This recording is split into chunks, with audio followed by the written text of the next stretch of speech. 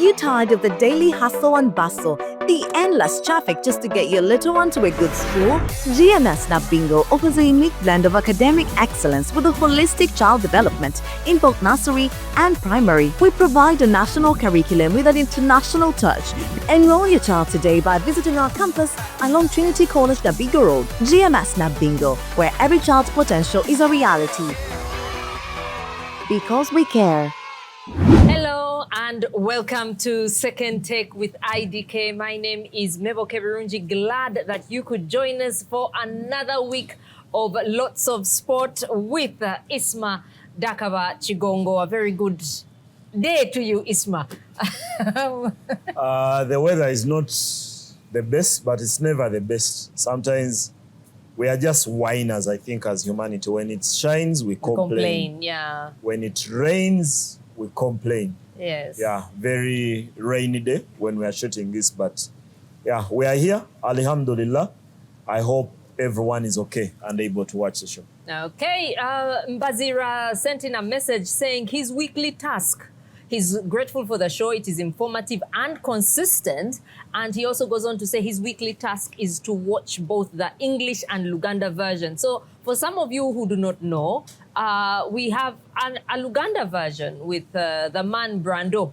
Brando that Chimboli. guy Blando. Yeah, that guy Blando. He does the Luganda version of this exact show. So if you haven't watched it, or if you're watching the Luganda and you're just hearing about this for the first time, welcome. But yes, Isma is gracious with his knowledge, and I guess if time allowed, or if I'm sure that even Lusoga, people would want it in Lusoga as well. The gentleman behind the camera want us to do a Lusoga version. Tuidagikola olunaku lwidda kutuuka tukoleyo programu twogere ku bintu byonna byonna bye twogerako mu lulimi olundi kuno tubireete mu Lusoga twogere ku lwaki Arsenal y'ebiseera lwaki teyenda kuwangula. I'm telling you. Na tubireese mu Lusoga. We'll talk about that later. Let's start with the Kavaka run. And a part of me was thinking, wow, in terms of CSR, I don't think the sponsor Airtel is complaining. They wouldn't, and currently even the backers have improved. I've gone up a notch. When you think about, I'll start for my own bias, Nation Media Group. Also part of that, I've seen banks, I've seen now Uganda Bati, I think, joining. The lady there who is in charge of corporate affairs, Jackie Tahakaniziwa, formerly worked with Nation Media Group and has also worked with, I think, with the breweries before, and I think with the bank. Postbank has also brought Uganda Bati to be part of that. I've seen also I&M Bank and several others, Centenary and a few others. So a very important part, I think, of the social calendar in Buganda and perhaps even globally, because it's one of those events where the winners are not decided by medals. The winners are decided by the amount of numbers, the rallying call. How many people listen to the call to fight fistula, to fight sickle cell, and now to end new HIV infections by 2030. So it's not the kind of run or marathon where you do the 10 or the 5 kilometers or the 21 and then go home with, I managed to finish the 21 kilometers in 10 hours or 2 hours. It's entirely about the cause, which is a very important thing. And sometimes I've taken a lot of pride in seeing sport being used as a corporate social responsibility tool, but also as a very important element of rallying the masses. And that's what this entire run is, because the Kabaka celebrated birthdays for a very long time. He's only turned 71 years young currently. But over that period, I don't think Buganda has designed a rallying call around the birthday as good and as popular as this. Remember, the numbers have been as high as 120,000. I've seen reports that currently they believe they registered, of course, there is going to be an audit. They registered as many as 140,000 runners plus for the run, with each one paying 25,000 shillings. So for that kind of cause, you get out a message, you use sport to get out a message as good as this. And for me, as a person biased for sport, I'm always very pleased to see something like this being used for a social cause. People then stop looking at sport as a means just to earn a living or to win a medal or to sweat, as something that can actually be transformative. I would imagine there is a very large part of our society that may not have known about sickle cell testing before you bear children with your partner, before the Kabaka birthday run came along. And there's been causes, and those causes have kept on changing. Hopefully, there will be another cause, and the causes have been very, very good. I'd heard of the challenges with teenage pregnancy in Uganda many years ago. Of course, in our society, there are very many, and the region where I come from has had that challenge for longer than many of the other places. So there had been this Irish doctor. Eventually, I got to learn the name. She's called Dr. Maura Lynch. So I'd watched a documentary about the work she had done with Chitovu Hospital. Chitovu Hospital have a very big outreach program that goes to the communities to help people. And that program has actually brought us to MPs. The former MP of Chotera, I think she passed on, Robina Sentongo or Nantongo, and then the daughter. Yeah, they had been part of that program. So part of that outreach program was this Irish doctor. So she would go out to communities and find young girls who have struggled to deliver when they had all these teenage pregnancy. So she started a program to help fight fistula, because normally you would be an expert on this more than I would. Girls lose their womanhood after delivery because they are too young to push a baby, and they need some kind of repair for them to get back and live a normal life. I think some of them would even face challenges of not being able to hold their urine in the aftermath of birth. See how good I am with memorizing things. So I'd seen that. So that's my first time. And I count myself to be fairly knowledgeable. That's my first time to learn about a disease that's known as fistula in the medical term, biological term like it is. So through that doctor, Kabaka, the kingdom embarked on that. And the awareness, I think, has gone up tenfold. Now the awareness of sickle cell, I knew about the need to test and these things because of my knowledge from studying heredity and biology. The best topic I ever studied in biology when I was in O-level, because I hated the subject entirely. So then the sickle cell, then now HIV. I wish the causes continue, because people go to run, we all want to win. Sport is always about winning. This is the one sporting event that does not care about who won. It's about taking part and creating awareness. If that does not warm your heart, I don't know what will. And I saw people running Sunday morning around my area, Gayaza, Nakwero, Chira sides, and it was heartwarming. All ages, all ages. So the young, the old, the teenagers, the people in their 20s, the youth. It's amazing. It is indeed how many people actually do come out for it. Yes. Now, news coming in this morning. I don't know if you've heard of it. You probably have, because there's nothing that passes you by. Isma Awan, Eric Chama, is accusing Arsenal of professional negligence, tactical incompetence, and causing emotional distress. And it's not just that. Because of that, he has issued a notice of intent to sue, addressed April 11th, and addressed it to Arsenal's headquarters at Highbury in London.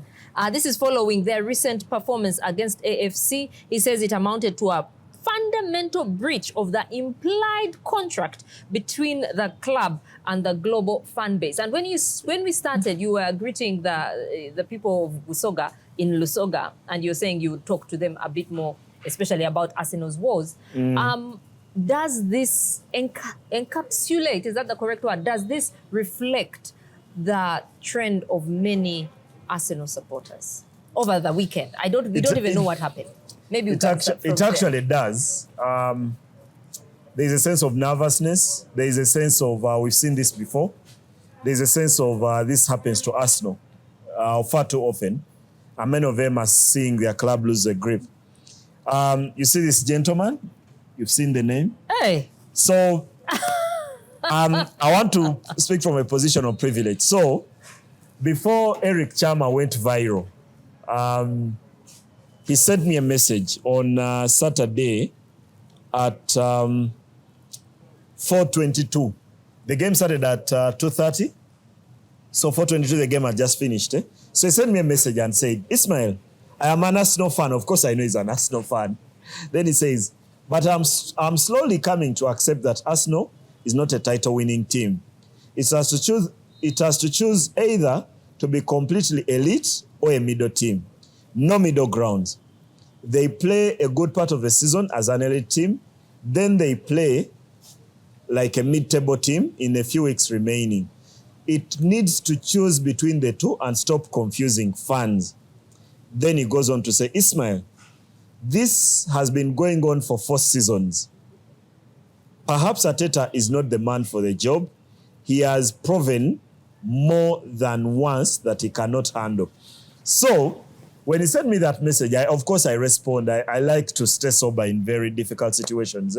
When people are too high, I'm sober. When people are too low, I'm sober. So I sent him a message and told him maybe the challenge, the bigger issue right now is Arsenal look too labored, and maybe the complaints about Arteta being conservative are actually true. So Eric Chama did not think that I'd actually given him a response befitting of his whining or confusion. So at around 6:12 p.m. on Saturday, he sends me a letter. So I read it and I was laughing at it because intention to sue Arsenal for emotional distress. Little did I know that by late Saturday evening, it would have gone viral across the world. And then in that moment, I imagined, okay, if I love the things that of this generation trending, I should have told Chama that I'm going to post his letter. Yeah, then the trend would have come on me. But at the time, I said no.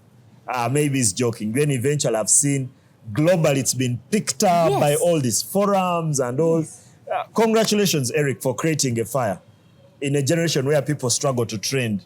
People go over the moon to try and trend. But let me ask, have fans maybe not done something, UK fans done something like this before? And how far are they going to discuss this? Do you think in Highbury, in the boardroom, that this Monday morning, that they're going to talk about this?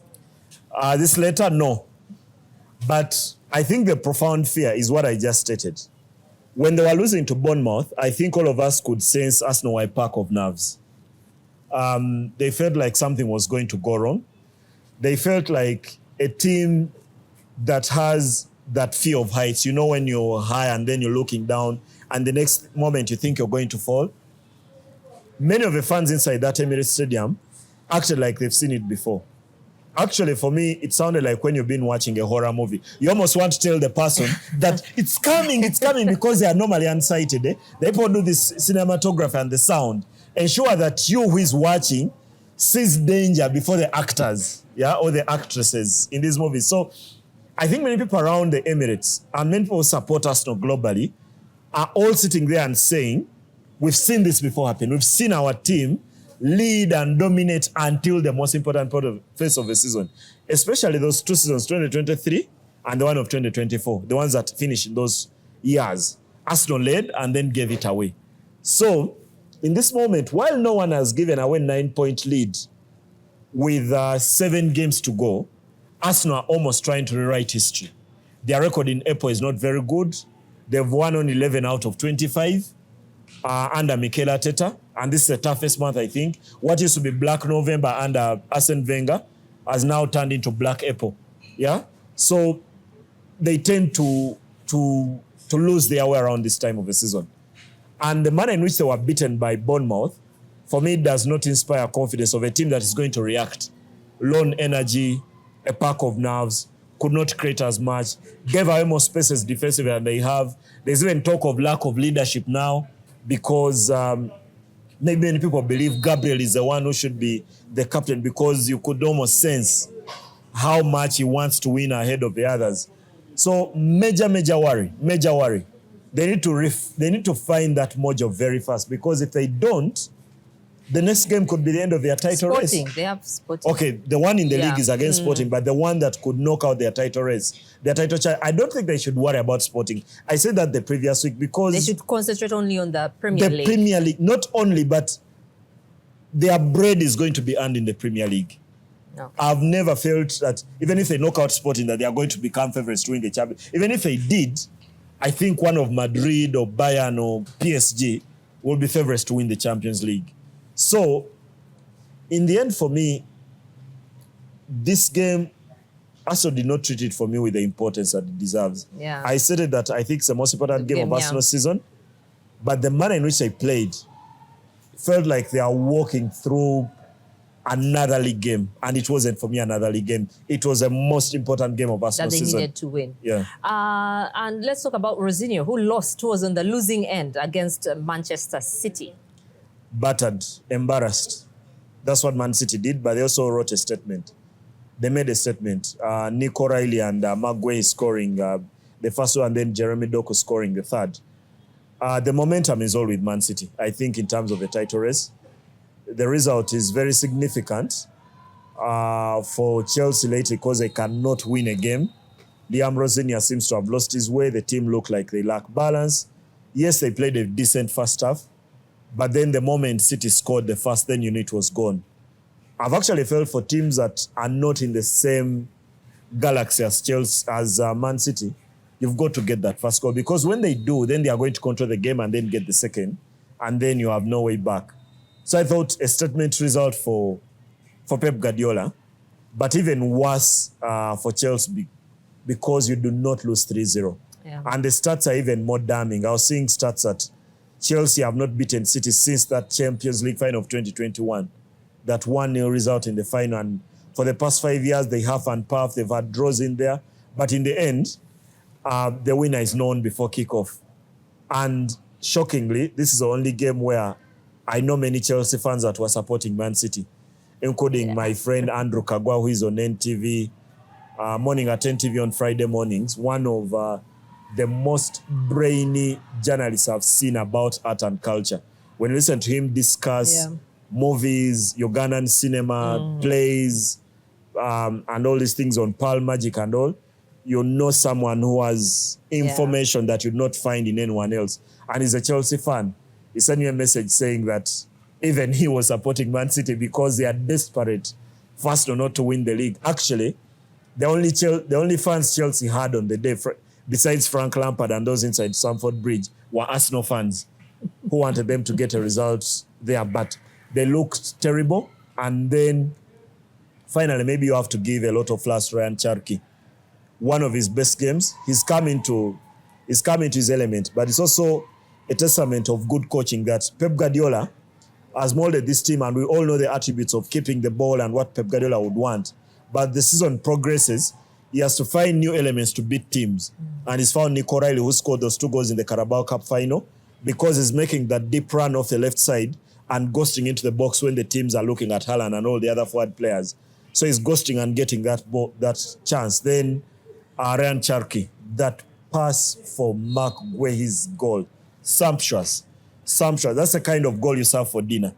So the manner in which he plays that pass affirms, I think, most of the things that people in France think that one day should be competing for the Ballon d'Or. Extremely talented, an exceptional player in every sense of it. In an era where players are playing that 5-10 meter pass and control and movement and staying in positions, Ryan Cherki perhaps is different breed. He's doing the things that he's trying to beat a player, trying to do something fancy that may not be very popular, but it's also refreshing to have that player in this generation where players have become robots.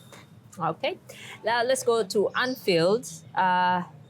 Liverpool won. Yeah. Mo Salah had some kind of lap of honor. I don't know. The camera kept on focusing a lot on him, and I had It's a farewell month for him, I think. So every time they are playing at Anfield, he's going to be serenaded by those fans for the contributions to the club. And he goes and he scored a goal, and the countdown is on. But family on. Family on.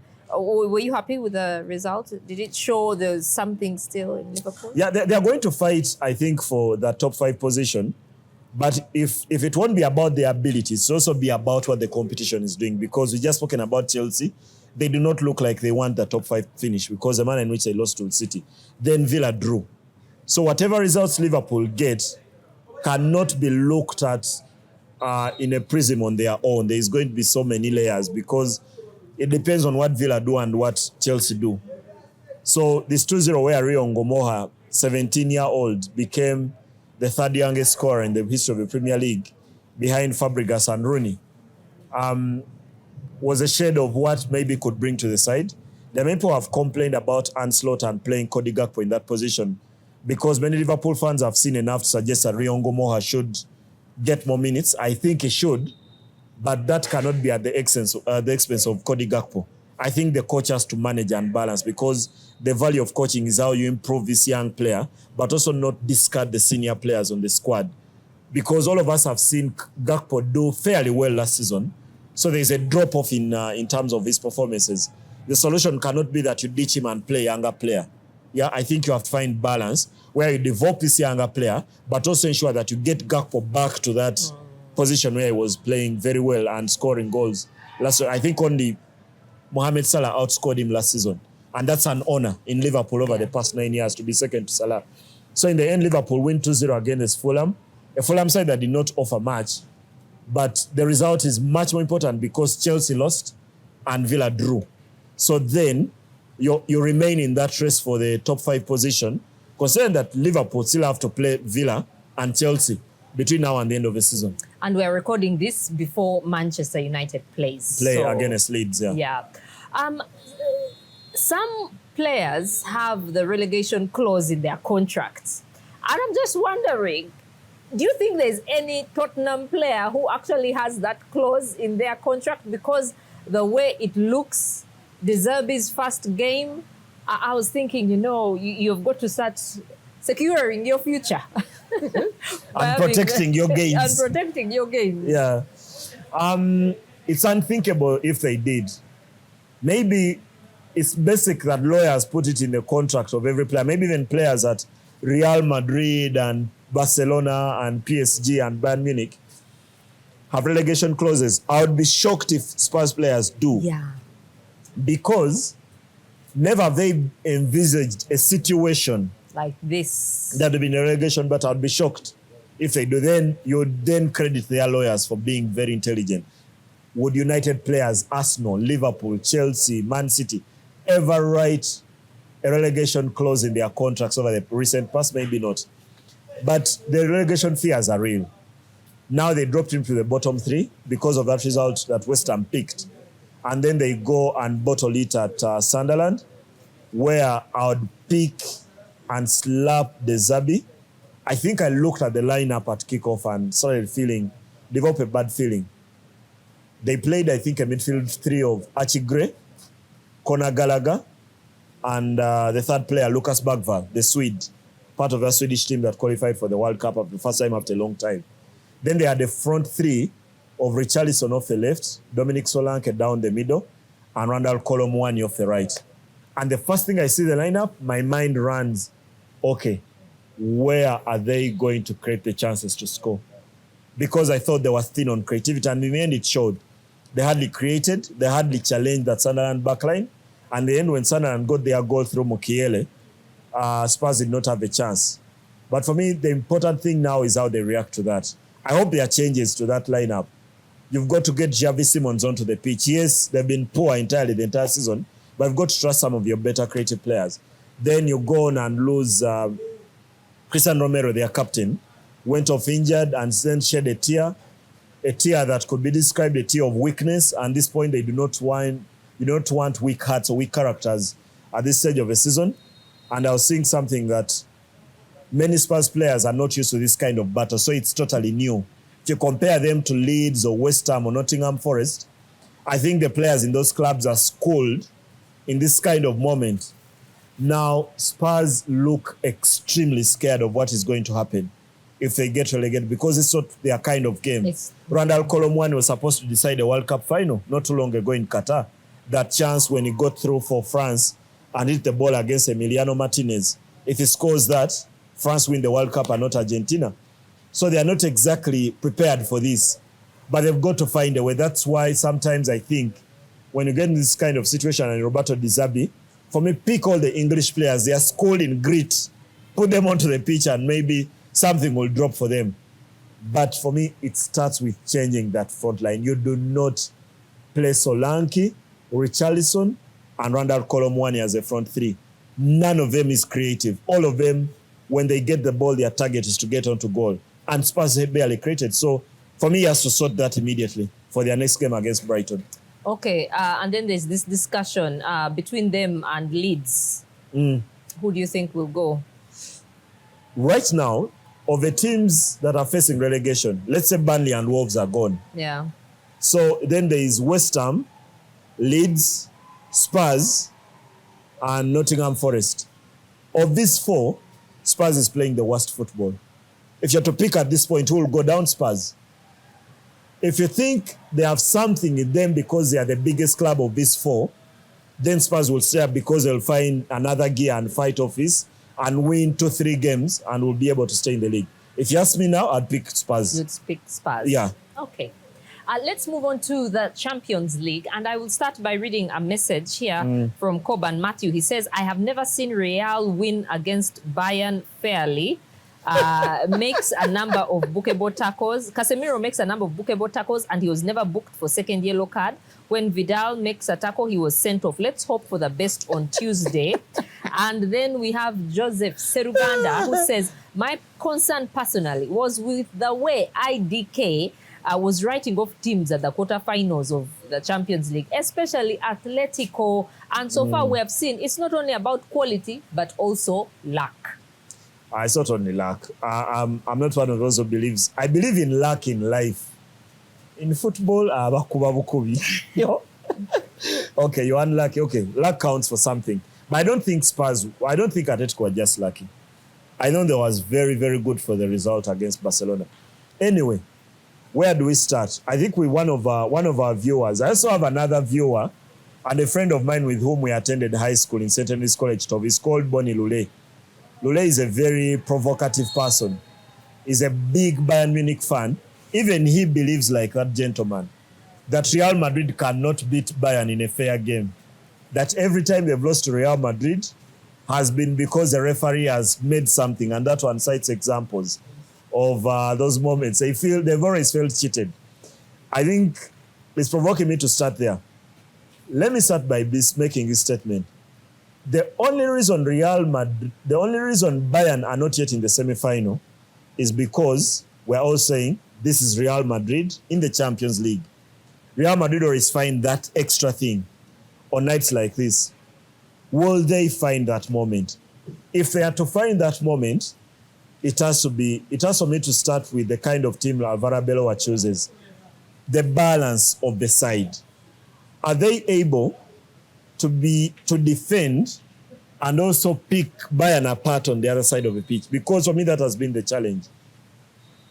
You almost expect Bayern Munich to score in any game. After all, they've scored 105 goals in the Bundesliga only in 29 league games.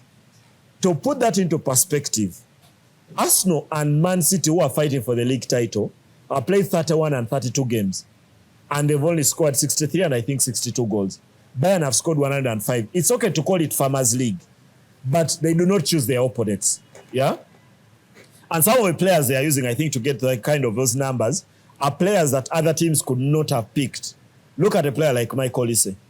Came out of Crystal Palace, not very high related, but see where they've gone. And when I was seeing the numbers, because the most Bayern Munich have scored in a season goes back to 1972 where they scored 101. Now, I've seen great Bayern Munich sides.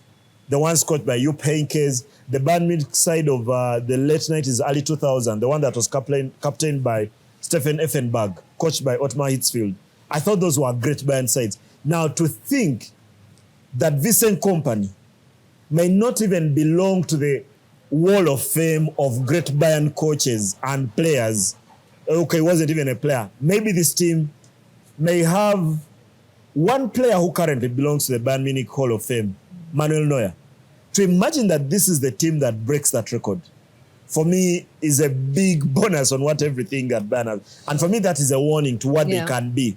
That is the beast that Real Madrid are going to be facing. Able to score. Harry Kane rested at the weekend, will be all guns firing for this particular game. So for me, Abelo has to find the balance. How they defend and how they attack. So what changes can he make from the first leg? One that we all saw was how good Jude Bellingham was when he came off the bench. I think he has to get 70 to 80 minutes in this game. He has to start the game and does not come off until maybe he's tired. That's for me the first change that has to happen. The other is that they have to be very efficient when they get their chances. Yes, Bayern will offer you chances. Same with Madrid. When you play Bayern or Real Madrid, you're going to have chances at their goal. So they have to find a way to bury those chances. Mbappe and Vinicius. When they get into good positions, they cannot allow Manuel Neuer to get as much credit as he got for that first leg performance. For me, that's where the game is started. But it all starts with balance. And I've not said defense. Because however much they might defend, Bayern is too good a team to keep out. So they'll create chances on that side of the pitch. So you have to find the balance between defense and attack. How much can you keep out Bayern and how much you could score on the other side of the pitch? But clearly, huge advantage Bayern Munich for me going into that second leg.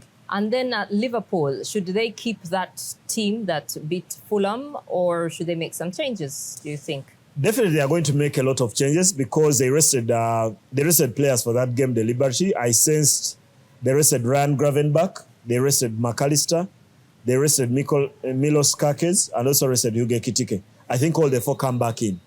But they also have to make changes from the team that traveled to Paris last week. One of them has got to be Mohamed Salah, I think, gets back into the side. Not because he's playing his best football, but he's one of their best players. So they have played him in that sense. And then Jeremy Frimpong, for me, goes back to right back. They did not play with that back five they did, with wing backs where they had a back three of Joe Gomez, Van Dijk, and Konate, and then they had the full backs in Milos Kerkez and Jeremy Frimpong. I think they go back to a back four to start with. But Liverpool will win or lose depending on what the crowd gives them and what they give the crowd. There's all this talk about the famous nights at Anfield. Yeah. This is one of them. If it's going to be famous, and someone could argue that it's easy to say, I'm one of those who thinks Liverpool are out. Yeah, but it's just an opinion. Because they've been terrible, and I could have said that before watching last week when they lost 2-0. But it's also for a Liverpool fan to say, this is not the biggest team they faced at Anfield and knocked out. I thought the Barcelona they beat 4-0 after losing 3-0 in Spain was much more difficult. But it's a very good PSG side. Yeah, I think and they have rested. They've rested the entire weekend. They did not have a game over the weekend. And they seem to know where everyone is in terms of standing. That sometimes they move with the ball and they feel like, you feel like it's rehearsed. It's a bit like a choir. Yeah, it seems like Luis Enrique is just conducting a choir. So I'll be very interested to see how well knitted PSG will be for this game. But it's a game that is entirely about another famous night at Anfield, where you cannot explain just the tactics and the changes that have given, but whether Liverpool can feed off that famous energy of all those Anfield nights and knock out a team that looks much better than Liverpool are in the moment. Okay. Let's talk about Serie A. We were talking about... There were still 2 other Champions League games. You mentioned Sporting, that they don't have... Arsenal shouldn't concentrate on that one. Because, not that they shouldn't concentrate on trying to win the Champions League. It's okay that they can knock out Sporting Lisbon. And I think they should. Yeah? They got an out-of-jail card in Portugal with that goal scored by Kai Havertz late in the game, where they had not been very good and David Raya was their best player. Now, how much can Arteta commit to a game against Sporting, knowing that the biggest game comes on Sunday against Man City? So the balance for me in selection, does he even rotate? Does he have the chance to rotate? Because if they were to lose to Sporting and get knocked out of Europe, then the talk of Arsenal choking even grow louder. So he needs a result against Sporting, not for its own good that they could go on and win the Champions League, but just to progress. Because that result has a very important message ahead of that game against Man City at the Etihad. So for him, it's about, I think, the balance in terms of the squad. Does he play the same team that is going to play against City? Do some players deserve a break? Leandro Trossard and Martinelli this season, the defense has been potato. yeah, because all of them have given him the same kind of product when they've been selected. So who does he choose in those positions? That's for me the question. Then the other result is a game that I believe is not done. Wanda Metropolitano, where Atletico will be hosting Barcelona. I think Barcelona have it in them to win with a 2-goal margin and send the game into extra time.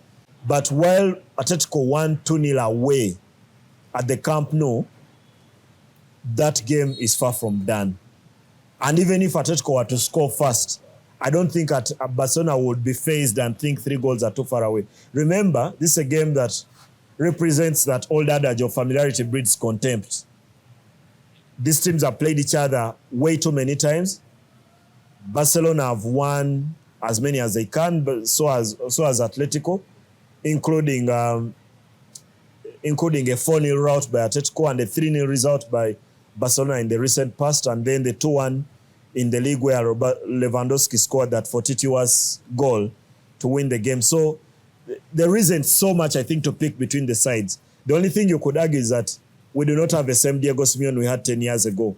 And maybe all of us are not what we were 10 years ago. We've changed. So it's not even enough to say Diego Simeone has changed and they are no longer defensively still as they were in the past. And they've had to make changes. Some of them, the squad has changed, the players have changed, and all of us have changed. So should be for me, it should be a blockbuster, of a game. A blockbuster indeed, and you did mention Barcelona there. So keeping it in Spain, let's talk about the La Liga. I read somewhere that the Man United fans would not have liked that game because Rashford and De Jong were supposed to be playing in Manchester United, and instead they have carried their magic to... really? Is it magic? No, maybe Frankie de Jong's magic maybe needs a bit of African magic. He's been injured way too often. But okay, Rashford. I mean, for me, because he had kind of been written off by Manchester United, and now he's on loan. But I think he's doing great, and that 4-1 just really... I wouldn't use the word great, but he's scoring. He's improved. Yes, he's doing definitely better. You see why this second take by IDK has to be here? Because when you say he's scoring, that's a bikini mentality. When someone scores, then they are good. Okay, he's doing fairly well, compared to when he left United. Yes. Most of it, I think, were mental. He wasn't getting along well with the coach. Yeah, he wasn't getting along with the coach. Some of him is personal. Some of it is down to personal indiscipline. He has, I don't think he's conducted himself very well as a person. But this is a result, I think, against Espanyol of the 4-1.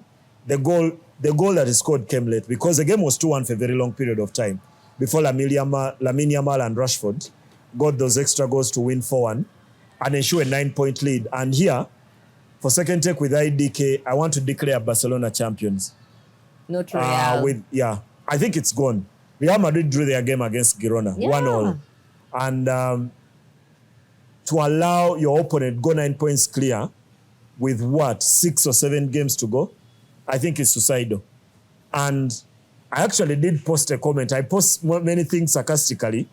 When Madrid were trailing against Bayern the previous week, I posted that I don't know where the next Real Madrid coach is going to come from. Now, the only thing that can keep Arbeloa in that job is winning the Champions League, because I don't think they're going to win the La Liga. A 9-point lead. Hansi Flick has to lose every ounce of his coaching ability to throw away a 9-point lead. No, they won't. Barcelona champions. Okay. Well, sad for them. Real Madrid, I should say. But let's move on to Italy. Do you want to talk about the Bernabeu and Girona? Girona, every once in a while... up. Okay, let's go to Italy. They came up 2 years ago, but they are not the same Girona. They are not the same Girona. Now, just like I stated that Barcelona are champions, I think this is the weekend when Inter Milan won the league. I think they've also won their league. Como did try, but these ones rose up to the occasion because Como led. Yeah, 2-0. Not only led, they led 2-0, but goes from Marcus Thuram and Dumfries, who they've missed a great deal. You could almost sense in that game, those 2 goals that he scored coming off the blind side of the defense when the ball comes off the left and is hanging on the blind side on the right. In those 2 goals, you sensed how much he missed Dumfries because he's had a lot of injuries this season. And the moment he shows up in those areas, Inter Milan win the game. And perhaps the most stuttering stat is that Inter Milan have scored 75 goals in the league from so many different goal scorers. The next best scorers in the league are Como and Juventus. They've only scored 55. So that 20-goal margin emphasizes how good Inter Milan have been. But they win the league this weekend, not because they've scored 75, but because this is a weekend when their chase has lost. Milan were beaten by Udinese at home by 3-0, and then Napoli drew away at Parma by 1-1. So when that happens, these are the weekends, because I've always argued that you win the league on the weekends when you get a positive result and the opponent does not. Not because they still imagine that they could catch up, Napoli could go on a run, and they're unbeaten in their last 5, they won 4 and then drew 1. So Napoli are not doing too poorly either. But by Inter Milan going 9 points clear on this weekend, Inter Milan will be champions very soon. Well, we just hope the best for Fabregas. Yeah, I always wish the best. I don't think Como is a place where, yes, he's going to cut his cloth there, but it's not the place where he's going to get the acclaim as a coach. Como is too small a club, that even when they do well and, for example, get the Champions League, that will be the peak of their success. Okay. And I think Fabregas belongs, as a player, first of all, he belongs to competing at the top with Arsenal, with Chelsea, with Barcelona. Secondly, I think as a coach, if he continues to develop, he belongs to coaching at that level, the level where he played. Oh. And eventually that's where he's going to make his name. Here it's about him showing how good he is, get Como into the Champions League, then the next phase of life will come. Okay.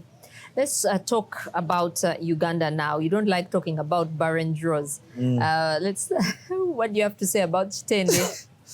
One of the most boring games of the season.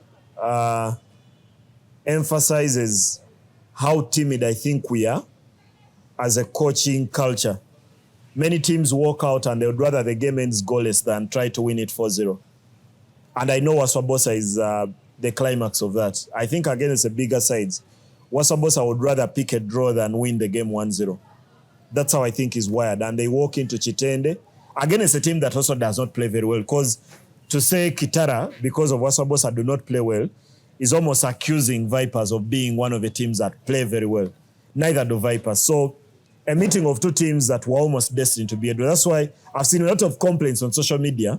And the first thing I was thinking, what don't you know? Yeah, that this game was going to end in a draw and a goalless draw. And I saw the Vipers coach, Ivan Jakimina, at the press conference, accuse Kitara of almost lack of sportsmanship, because he actually said that when you're second in the league and you come here, you want to close the gap. He's saying you come to Chitenda and you want to close the gap, you've got to play in a way that opens up the game. And Kitara were never going to do that, because they had the chance to trim the gap to 1 goal, to 1 point, and then they couldn't do that because both teams were very boring. And then people have even accused them of trying to harm the birds, that the manner in which they kicked the ball into the air, they could have hurt the birds that were flying over. And someone actually joked, our friend who works with CBSF and Peace Diani Bagara, she said that she could actually have watched the game while in Entebbe. Yeah, there was no need to come into Chitende because the ball was in the sky, so you could stay in Entebbe and see the ball and watch the game from there. Okay. That's how bad it was. But speaking of goals, let's talk about the splendid goal Villa scored against KCCA. Hassan Mubiru is the name. Young boy, came through at KCCA, did not get a lot of playing time. Okay, did not also cover himself in glory. In many of the games at KCCA was potential, but looked a bit like a dribble queen. Yeah, someone who comes up, enjoys the game, beats 1 or 2 players, and says Mwandabye. Yeah, I call those dribble queens. Yeah, they enjoy beating the player, but then thereafter they don't do much with it. A bit like Denilson from the era gone by for Brazil. That's what he was. So he's also had mental health issues. He's also considered retiring. And when you're retiring at 20 because of mental health, then that's a proper crisis. So he's refound himself at Villa, got a lot of chances, and then goes and scores a screamer. Wow, brilliant. An exceptional goal to lift Villa to that 1-0 victory over KCCA.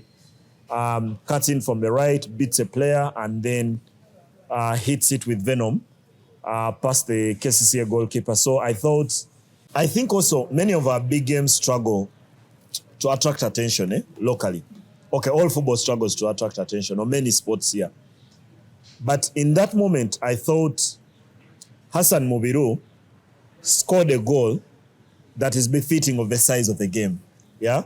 Because it was a tap-in, or the ball hits a shoulder and goes in, then it was just another game that Villa won for the first time, having struggled to beat cases, I think, for the past 4 or 5 years.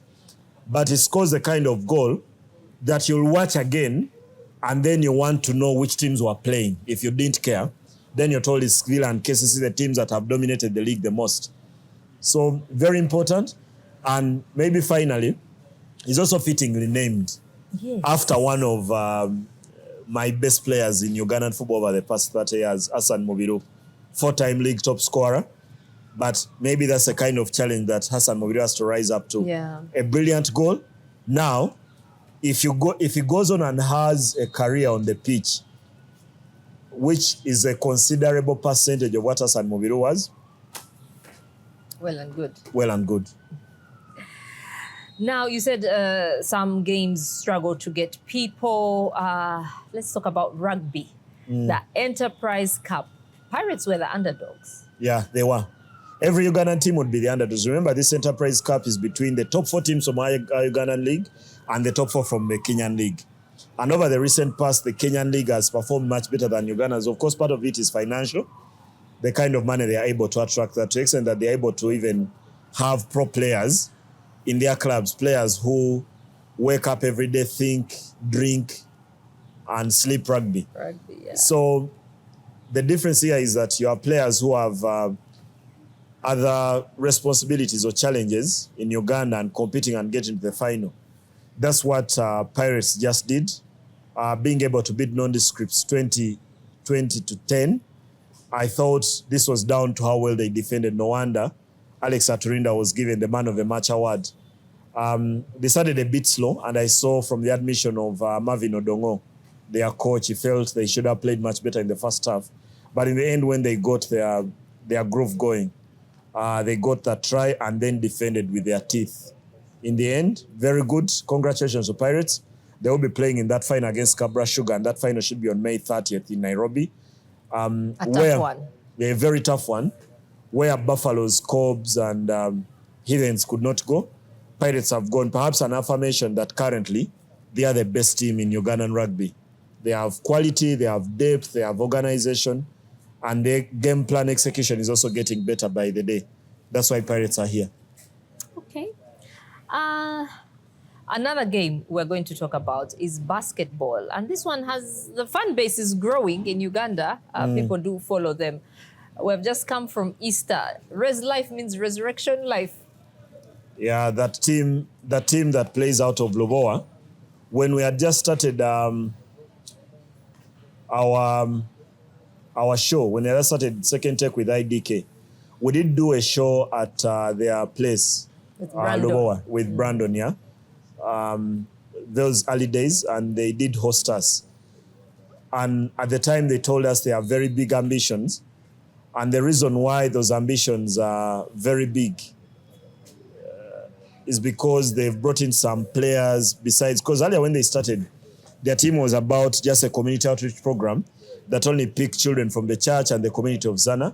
Now they brought in some players, and one of those players is Edwin Ekau.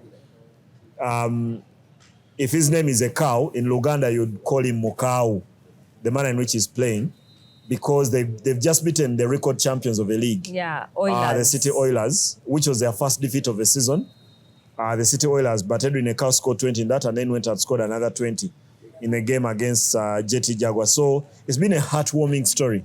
In a zone where all of us wake up and discuss City Oilers and Blazers, I thought it's been a heartwarming story to see what Res Life have been able to do, and to ensure that City Oilers have a lot to ponder on already because of that defeat. And in that defeat, City Oilers only scored 2 points in the entire fourth quarter. That's 10 minutes where you only shake the net once. That's how poor City Oilers were offensively, but also how good Res Life were. only defensively imagine, to shut out City Oilers that well for that period. So a very welcome result for the league. Yeah. And to heavyweight boxing now. Last week you mentioned, I believe, Alexandra Usyk is your favorite. Yeah. Heavyweight boxing champion. And Tyson Fury should be my second favorite. Well, let's talk about him. He plans on playing Anthony Joshua later on. He wants to towards the end of the year. But let's talk about his recent game. His return after his 5th retirement. A real African. Yeah, he's been retired 5 times and he's got back. This was as good a performance I think many of us would have hoped from Tyson Fury as he got back into the ring for the very first time after that retirement. The manner in which he took care of Mokmadov, I felt, was a testament of the champion that Tyson Fury is. With the exception of the first and second round, I thought the rest of the fight was a procession. To be honest. That jab, I thought the jabbing ability of Tyson Fury, and it's an advantage that you'll have if you're a boxer with the kind of size advantage in terms of height that he has over the Russian who has been born and bred in Canada, that when you're 6'5" and you're fighting a fighter who is 6'9", I thought Tyson Fury was brilliant in the manner in which he used his jab and kept him at a distance. And in the end, the result was a foregone conclusion. And that's why the discussion around the result is whether eventually Fury and Anthony Joshua will eventually get that fight, which for me is 10 years late because both fighters are over the hill. If this fight had happened in 2016, would have been a very, very good fight. But both fighters, I think, are in decline. But you still give Tyson Fury an advantage. But I also like how British media is positioning this to be the greatest fight. Not only, they call it the Battle of Britain, but also they are positioning it to be one of the greatest boxing fights. I don't think it is. Even if you just look at the heavyweight division, I thought those fights between Evander Holyfield and Tyson in the 90s, those were some of the greatest fights. And then Mike Tyson against Lennox Lewis. And then if you go back to Rambo in the Jungle, and then you go back to Joe Frazier versus Muhammad Ali, Thriller in Manila, I think I've seen some greater boxing fights. However, I do not blame the media and the two camps, before even they sign the agreements to confirm whether the fight will happen, how much they are positioning Fury versus Joshua to be one of the greatest fights we've witnessed. For me, no. And major reason is because both boxers are going to have this fight if eventually they sign on the dotted line 10 years after their peak. And for me, that does not represent the greatest fight, but very good in a marketing standpoint if eventually they get it over the line. Someone like Pacquiao, he also played very many way after, I thought. Yeah, even he and Floyd Mayweather. Yeah. The time when Pacquiao was at his at his peak, I thought Floyd Mayweather ducked that fight. And eventually it came when clear Manny Pacquiao started to decline. So there's been that, and that's the issue sometimes with boxing, that the promoters and the fighters who actually make the final call do not work with the realms and the biases of us, the fans and viewers. Because from our point, we are able to watch and tell when these guys are doing their best or they are at the peak of their powers. But sometimes we do not get that, and it's gone on in boxing forever. Because there are so many X's and O's that have to come together in terms of finances. Maybe the promoter does not want to throw their prize fighter Mebo into a fight they could lose. So they wait when Ismail is in decline and then they say, okay, now let's fight. Okay. Yeah, that kind of thing is common in boxing. Okay. So for this section, why should we care? Why should we care about the NBA again after these 82 games? There's a lot of actually viewers. I've noticed there's a lot of viewers who go there and comment about the NBA, even when I've decided not to discuss it. Yeah. So this is not something I'm doing for myself. I'm doing for you, the viewers who think. And we've got into the part of the season where it's almost inevitable because it's the playoffs. Yeah. 82 games are done, and now we are down to 10 teams. However, because the NBA has changed over the past few years, now there is a a rubbish thing that I call rubbish because my generation belongs to us who always wanted the top 8. Then it's 1 versus 8, 2 versus 7, 3 versus 6, 4 versus 5. There's something called the play-in. Now the play-in will start this week. So if you love your NBA, be up early on Wednesday morning. In the Eastern Conference, they'll go first. There is the Miami Heat against the Hornets. They will play first. That's for 9th and 10th place. Then there will be Trailblazers against the Suns. That's on Wednesday morning, very early in the morning. That's 2:30 a.m. and 5 a.m. Then on Thursday morning is the Orlando Magic against the 76ers. And then the Warriors against the Clippers. Then they'll go on, the play-on will go on through the weekend before we get to the actual playoffs. Because the teams that finish in the top 6 positions do not get into this play-in tournament. In the East, Detroit Pistons go 1. Boston Celtics go as number 2. New York Knicks go in as number 3. 4 and 5 is Cleveland and Toronto. And then number 6 is the Atlanta Hawks.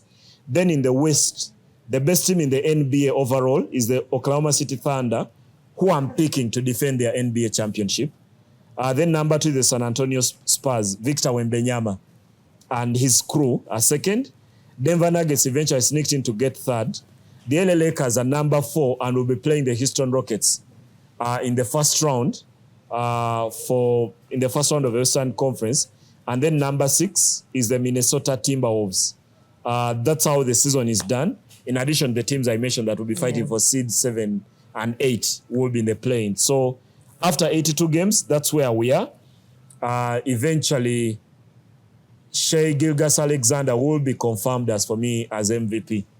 He should be able to hold off a challenge of Wembanyama and Nikola Jokic to go back-to-back as MVP, and eventually for the Thunder to go back-to-back as champions. For this one, barring an injury,